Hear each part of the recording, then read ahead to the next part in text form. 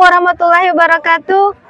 Yang terhormat Bapak Ibu penguji UKIN PPG Daljab 2 tahun 2023. Perkenalkan, saya Ida Nurhaida, mahasiswa PPG Daljab LPTK Universitas Pancasakti Tegal, Jawa Tengah, dengan nomor induk 193730007. Dalam hal ini melaksanakan PPG Daljab 2 tahun 2023 dengan Sekolah Mitra SMA 1 Madapangga, Kabupaten Bima, Nusa Tenggara Barat. Mohon bimbingan dan arahannya agar pembelajaran saya bisa lebih baik lagi. Wassalamualaikum warahmatullahi wabarakatuh. Terima kasih. Assalamualaikum anak-anak. Apa kabarnya hari ini? Alhamdulillah, luar biasa. Masih semangat? Ya, baik anak-anak, sebelum kita mulai pembelajaran hari ini, mari kita buka dengan doa. Silakan ketua kelas memimpin doa. Duduk aja anak apa. Sebelum kita memulai masa pelajaran hari ini, katanya kita memulainya dengan doa. Berdoa mulai.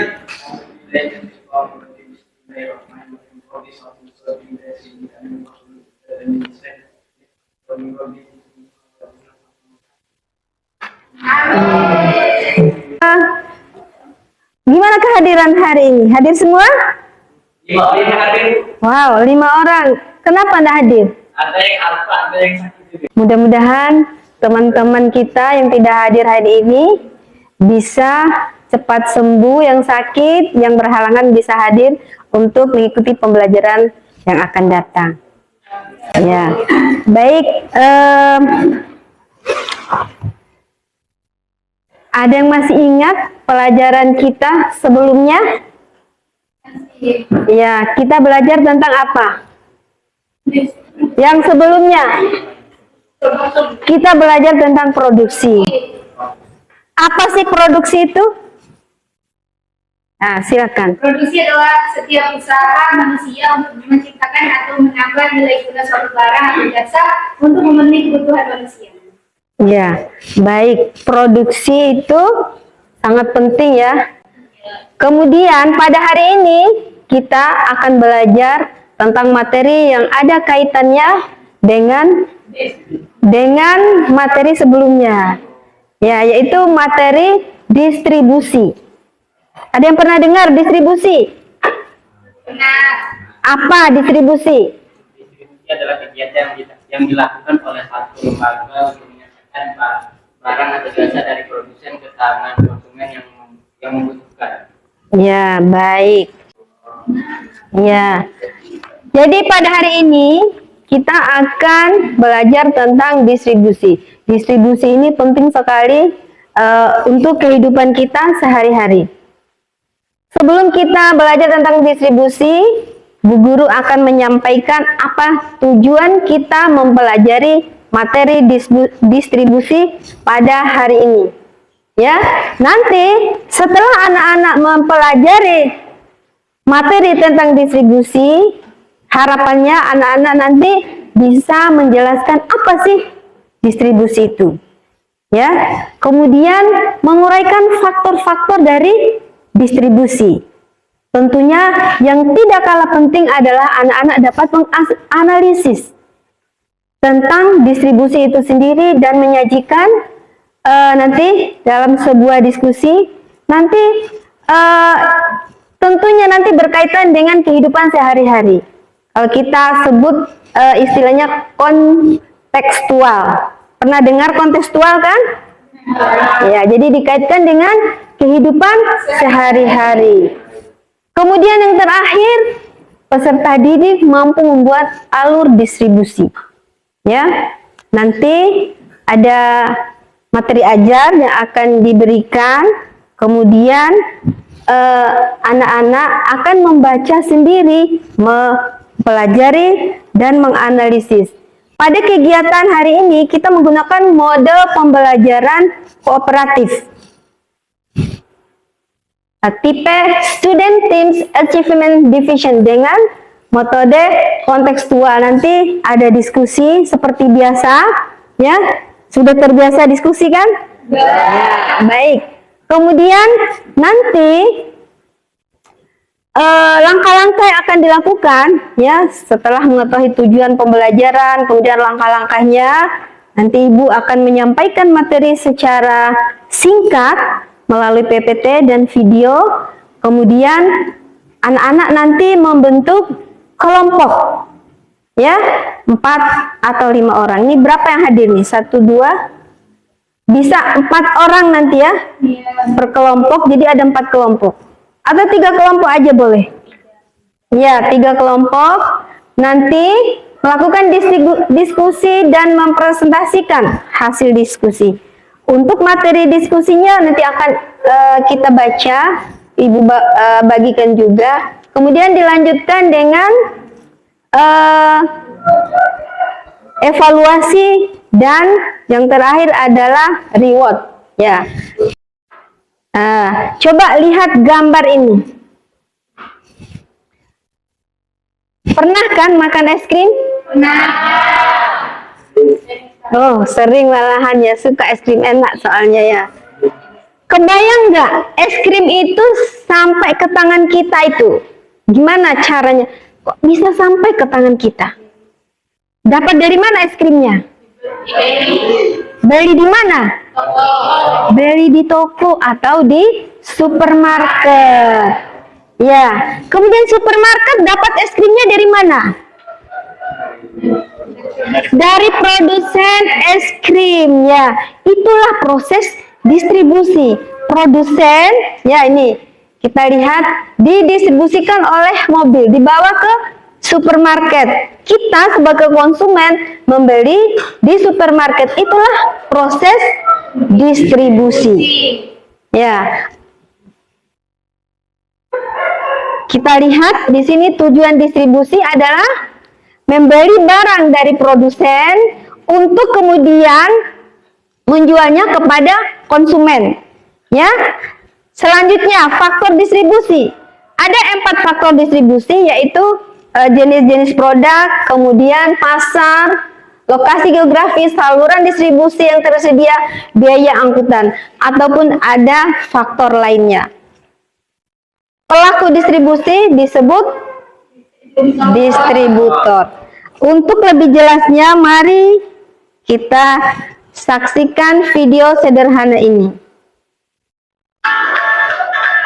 Bisa dengar? Bisa.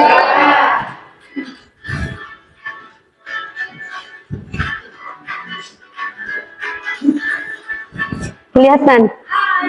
Saja istirahat di sekolah, aku biasanya janjian atau punya tulis di masa sekolah. Oh iya, kamu tahu tidak? Ternyata keberhasilan aku termasuk kegiatan diskusi loh. Sebenarnya kegiatan diskusi apa sih? Kegiatan diskusi itu adalah kegiatan ekonomi yang menjadi produksi dan konsumen. Dalam kehidupan sehari-hari, kita sering mengalami kegiatan itu loh. Oh iya, ada 2 jenis distribusi langsung dan tidak langsung. Siapa di sini yang sudah jalan-jalan ke supermarket? Atau belanja di toko online? Aku tahu, hampir dari kamu semua akan pasti, ya kan? Oh iya, sebenarnya kamu sudah melakukan kegiatan distribusi tidak langsung loh. Iya, distribusi tidak langsung itu adalah proses penyaluran barang dari produsen kepada konsumen yang dilakukan terlebih dahulu melalui suatu lembaga distribusi seperti distributor, pedagang besar, agen, dan lembaga cerai. Ketika kamu pergi ke toko online besar itu, ini adalah contoh distribusi langsung. Sebab kamu sudah berinteraksi langsung dengan produsen yang menjual produk itu. Jadi singkatnya, distribusi langsung itu adalah proses penyaluran barang dari produsen yang melakukan secara langsung ke konsumen. Oh iya, perlu diingat bahwa hasil kerjanya kegiatan distribusi dipengaruhi oleh beberapa faktor. Terkadang mengalami keterlambatan zakat pemesan ke online. Biasanya sih itu disebabkan masalah logistik atau yang sini kita sebut sebagai apa yang mempengaruhi kegiatan distribusi. Soal logistik konsumen, soal pemesanan, kebiasaan dalam pembelian hampir termasuk dalam faktor pasar yang mempengaruhi jalannya kegiatan distribusi. Oh iya, kemarin ayahku membeli laptop ke online. Ketika laptop itu sudah datang, ayah merasa senang karena mendapatkan laptop itu dalam keadaan yang sangat baik dan aman. Dan produsen telah memberikan kemasan yang baik untuk melindungi barang dari kerusakan selama pengiriman. Nah, kemasan yang baik ini termasuk dalam faktor barang. Ada pun pertimbangan yang digunakan dalam faktor barang ini bersangkutan dengan barang tersebut tentunya, seperti besar dan berat barang, mudah rusaknya barang, dan standar barang. Nah, itu tadi. Karena distribusi yang ada di sekitarmu. Kalau di sekitarmu ada kegiatan distribusi apa aja ya? Tulis di kolom komentar ya. Oke, sampai sini dulu videonya. Semoga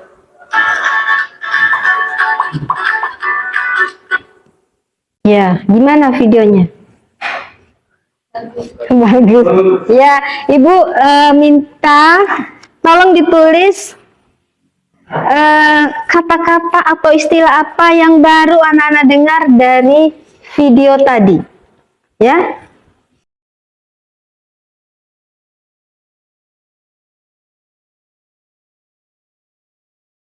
Ya. Nanti boleh ditempel ya, kayak bisa lengket ya. Sudah, yang sudah tempel ya ke depan. Apa istilah atau apa yang anak-anak dengar dari video tadi? Yang dengar atau yang baru didengar? Iya, yang baru didengar tadi dari video. Kan ada istilah yang baru didengar tentang materi kita distribusi nih. Ya, boleh ditempel ke depan yang sudah. Ayo, di sini, di yang putih. Takutnya nggak bisa lengket nih, licin. Ya, di situ. Oke. Ya, logistik, distribusi secara langsung. Apa lagi, ayo? Nggak apa-apa. Logistik. Ya. Faktor perantara. Faktor yang pengaruh distribusi langsung, logistik. Nggak apa-apa.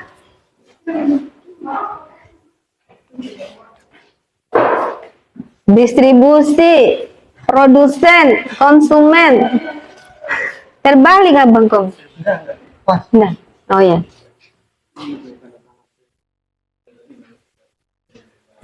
Ya, jadi secara tidak langsung yang terdengar, yang disimak adalah distribusi langsung, logistik, perantara. Ya, baik. Ibu akan membagikan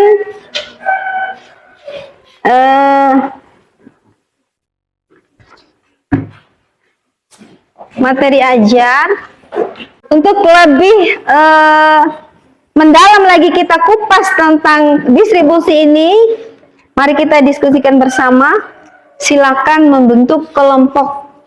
Jadi ini tugasnya, lakukan analisis terhadap fungsi pihak-pihak dalam distribusi yang Anda temukan dalam kegiatan distribusi di wilayah sekitar seperti agen, pedagang ya, ada pedagang ecer, pedagang grosir ya. Silahkan dipilih Saya bagikan materi ajarnya sama LKPD. Nah, ini untuk menulis. Nanti dipresentasikan hasilnya di depannya.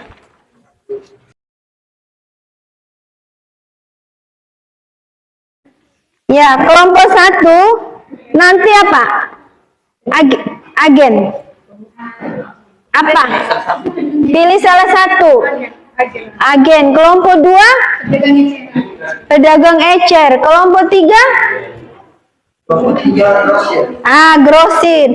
Jadi silakan menganalisis ada agen, kemudian pedagang ecer, grosir yang ada di sekitar anak-anak. Ya, sesuai dengan instruksinya itu ya. Analisis bagaimana proses terjadinya distribusi di sana, kemudian nanti dibuatkan rantainya dari produsen, apakah ke agen, apakah ke konsumen, dari produsen ke distributor, ya, kemudian dari distributor turun lagi ke agen ataukah langsung ke konsumen, seperti itu ya. Silakan, saya kasih waktu 5 menit.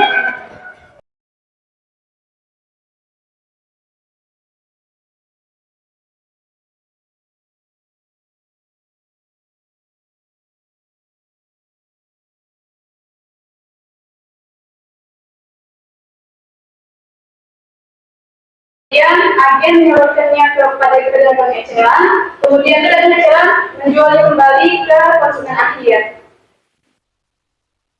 Demikian hasil diskusi dari kami. Apakah ada yang ingin bertanya atau silakan? Perkenalkan video. Baik, perkenalkan bahwa saya Anis Ketanjari dari kelompok 2. Di sini saya bertanya kepada kelompok 1. Pertanyaannya adalah apakah ada hubungannya antara murah dan mahalnya suatu barang dalam distribusi? Bagaimana kaitannya dengan faktor produksi? Tentunya ada, karena misalkan kita langsung beli ke produsen, otomatis harganya lebih murah. Kemudian kalau sudah melalui penyaluran sampai ke pedagang eceran, otomatis hasil tersebut bisa mahal. Apakah ada tanggapan? Sudah puas, terima kasih. Keterlambatan barang tadi sudah disampaikan oleh temannya, bisa karena kondisi geografis ya, cuaca, mungkin persediaan barangnya ya kosong ya, jadi dan banyak hal tentunya ya. Ya, jadi mungkin salah alamat ya, kebawa kemana barangnya ya, harusnya si A di desa B kok kirimnya ke si D di desa E, bisa aja kan akhirnya terlambat ya. Jadi pengalaman kalau yang COD memang biasanya langsung dikembalikan barang itu, tapi kalau yang sudah reguler yang bayar biasanya tidak dikembalikan sih ya, akan ditelusuri. Dan pengalaman anak-anak bagaimana biasanya kalau terlambat dapat kiriman barang dari toko online, apa yang dilakukan? Tidak apa-apa. Hah? Tidak apa-apa? Oh, sabar menunggu. Ya, biasanya kan kita ngecek ya. Apa? Kita tracking ya di aplikasinya. Loh, ini barangnya tuh sudah sampai sini. Harusnya hari ini sudah saya terima dan sebagainya, seperti itu ya. Ya. Kemudian terkait dengan mahal tadi ada pertanyaan bagaimana kaitannya persediaan barang, ketersediaan barang apakah berpengaruh terhadap harga?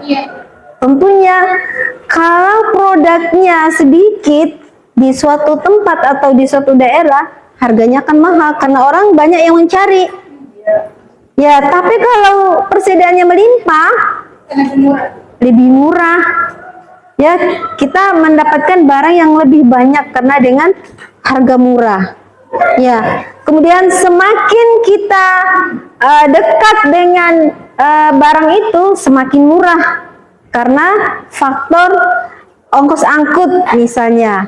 Kalau kita membeli barang yang dari Jakarta dibawa ke sini, tentunya ongkos kirimnya kan lebih besar ya. Kadang tergantung dari barang itu sendiri. Kalau barang yang mudah pecah, kan ada asuransi biasanya, atau barang berharga yang dikirim, ya, yang makanan, kemasannya bagaimana dan sebagainya itu mempengaruhi kepada harga, mempengaruhi juga kepada kepada harga barang tersebut. Ibu akan memberikan reward karena anak-anak sudah belajar, sudah berdiskusi luar biasa. Berapa orang? 4 orang.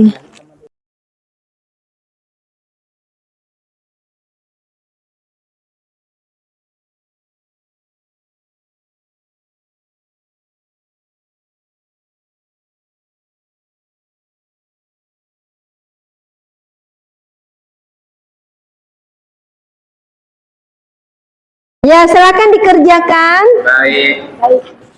Ibu kasih waktu 3 menit. Kasih Ibu.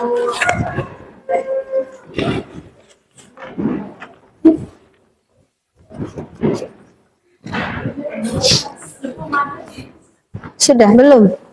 Belum ya. Sudah kerjakan tes sumatif. Boleh.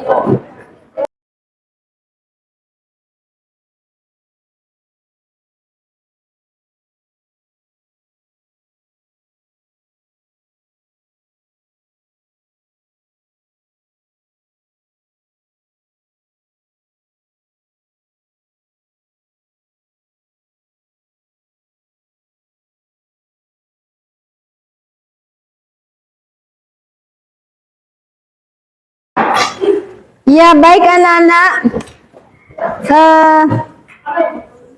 Sekarang kita mau refleksi kegiatan pembelajaran kita hari ini. Ya, bagaimana menurut anak-anak materi distribusi yang hari ini diterima? Asik. Asik. Asik banget Ibu. Kenapa bisa asik? Seru. Seru seperti apa maksudnya?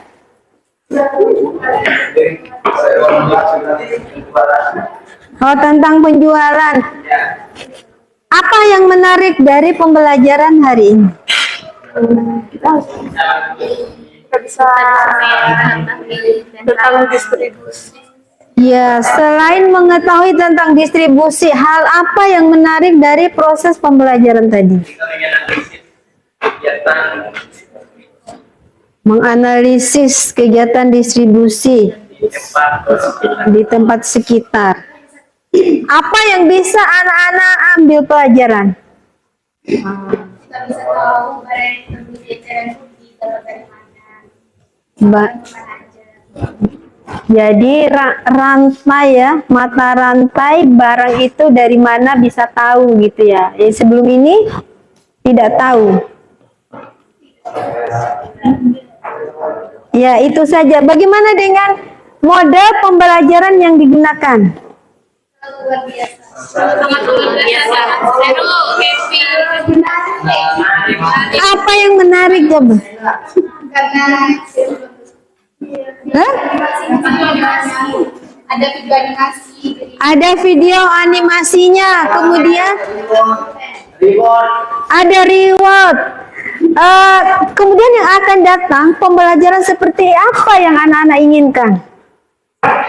Seperti ini. Jadi ada video ya, kemudian ada diskusi, ada hadiah. Ya, luar biasa. Jadi anak-anak jangan lupa di rumah belajar lagi, yang rajin. Materi kita yang akan datang adalah tentang konsumsi. Ya, anak-anak bisa membaca buku paket di perpustakaan atau googling, browsing bagaimana materi tentang konsumsi. Ya, apa tujuannya? Agar barang itu bisa terdistribusikan dengan merata dan sampai kepada konsumen.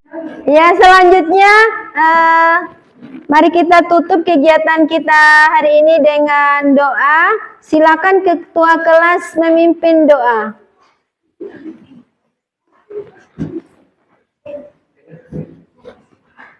Sebelum kita menutup mata pelajaran hari ini, anggap baiknya kita berdoa mulai.